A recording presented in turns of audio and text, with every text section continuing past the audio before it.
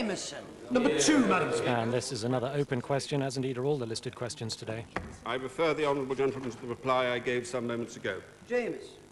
Isn't the Deputy Prime Minister's real objection to the idea of a mayor for London that he only loves new titles when he can have them?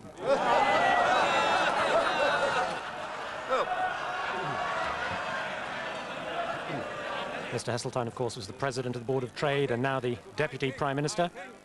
I think having moved from being President to Deputy Prime Minister, it may not seem to be an advance now to become a mayor.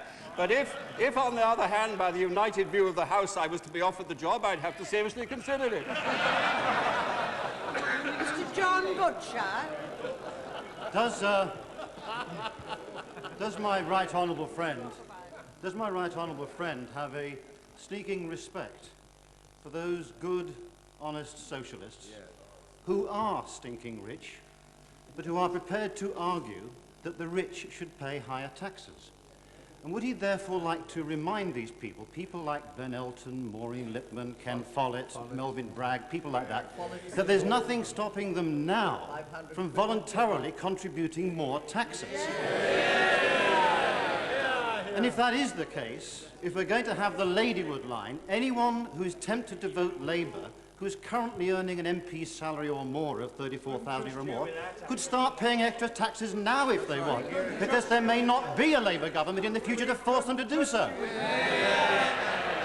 Well, I think that I think my honourable friend raises the most important point, and the Chancellor of the Exchequer, who the House will notice is in his place, mentioned to me that anyone who wants to get in touch with him and make a gesture pro bono publico will be very warmly received. But the PSBR is coming down anyway, so there's no immediate need to make any sort of request of that sort. But the real issue, the serious issue for this House, is not whether there should be higher or lower levels of public expenditure or tax. It's whether an opposition party can systematically refuse to answer any of the questions as to whether they intend to raise taxes and for whom. And then to see an opposition spokesman literally clawed off the airwaves on a day when she should have been dealing with her major responsibility of the privatisation of British Rail, because the party opposite was terrified she would not tell the truth, but she would repeat the truth. That's Claire Short, of course. Number 3, Madam. I refer the honourable gentleman to the reply I gave some moments ago. Simon Hughes.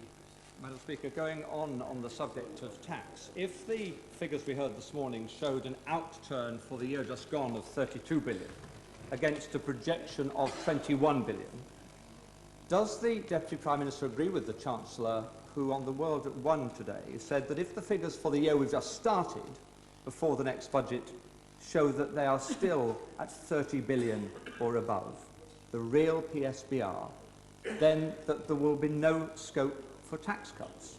Does he accept that that will mean that the history of this administration is that there have not been tax cuts under the Tories, there are not now tax cuts under the Tories, and if there is prudent following of all independent fiscal advice, there cannot, before the next election, be tax cuts under the Tories either? Well, as I understand Liberal policy, he should be supporting the government and the lobbies, because the Liberal Party is constantly trying to put up tax bills. But the fact of the matter is, that the Chancellor will make judgments about a proper balance between public provision and tax reductions. But what everybody knows, and what the Chancellor's last budget made clear, is that when it can be prudently done, a Conservative government will reduce taxes. That is why there has been a significant improvement in people's real disposable income in the course of the last few weeks, as they see taxes coming down under this Conservative government. Sir Michael Newberg. Number 4, Madam. I refer my honourable friend to the reply I gave some moments ago. Sir Michael Newberg. Does my right honourable friend bank at Barclays? Isn't it an awful waste of the bank's money to have sent the member for Hartlepool all the way to Hong Kong with UK shares? Order. Must remind the honourable gentleman that he has to question the Deputy Prime Minister, for which he has a responsibility as a government minister. The member for Hartlepool is Peter Mandelson. With UK share prices hitting record highs, with unemployment coming down yet again this month by 27,500, and with price rises at their lowest levels for a generation, wouldn't the honourable member for Hartlepool do more to his own advantage to stay close to home? I am extremely grateful to my honourable friend for raising this subject because it is quite apparent from the article in the Times today that the honourable member for Hartlepool had a task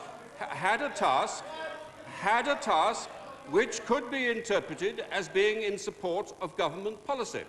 And I quote, because what he said is, "We must step up our efforts to promote the town of Hartlepool, and I'm pleased to announce that during Easter I'm travelling to Japan, Korea, Hong Kong and Singapore to beat the drum for investment in Hartlepool." Now that is government policy. The problem is, of course, that it was paid for by Barclays Bank. And Barclays Bank have a different view. The trip had nothing to do with Hartlepool. The only connection we have with Hartlepool is a branch in the High Street. George Galloway. Madam Speaker.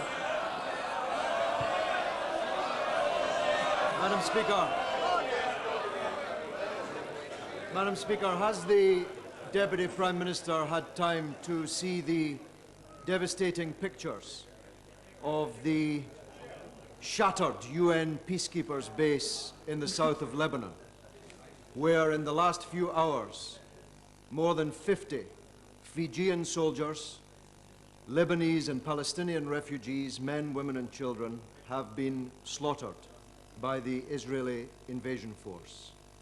Did he know that this morning, some hours earlier, a mother, her 4-day-old child and her 6 other children were killed by an Israeli air raid on her home in South Lebanon?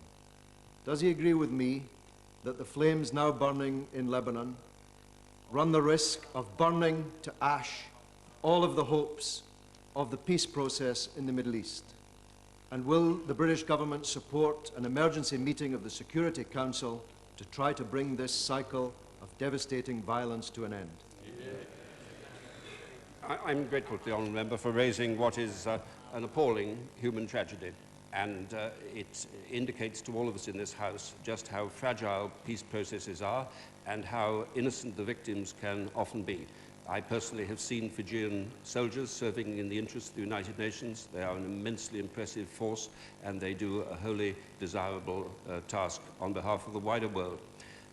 But looking at the issues involved in South Lebanon and in the attacks that Hezbollah have been making on Israel from there, it is quite apparent that one is facing a near intractable problem of the deepest concern to the international community. This government will do all that it possibly can to play any part in accelerating the processes of peace and the restoration of a ceasefire.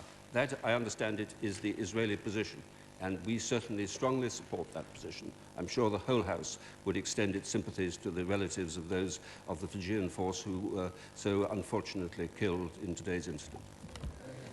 Thank you. Time's up. Well, George Galloway there bringing a sombre close to an otherwise politically rather theatrical session of